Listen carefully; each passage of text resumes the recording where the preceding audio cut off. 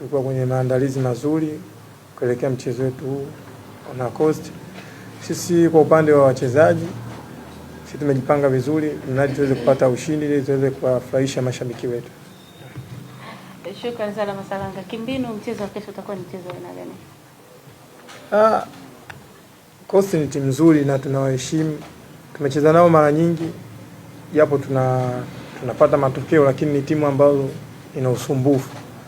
Kwa hiyo tunategemea mchezo utakuwa mzuri na utakuwa wa nguvu na spidi, lakini sisi kama Young Africa tumejipanga ili tuweze kufanya vizuri. Nakaribisha maswali.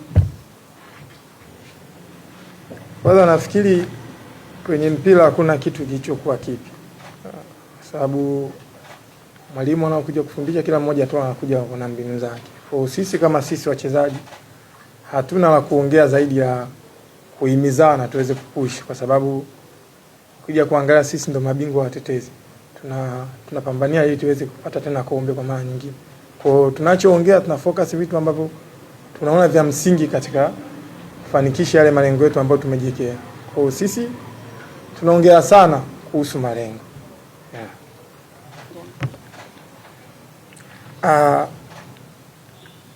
Yote napenda tena kuwashukuru mashabiki kwa kuendelea kutuunga mkono na kuweza kusupport kwa kila jambo tunalofanya.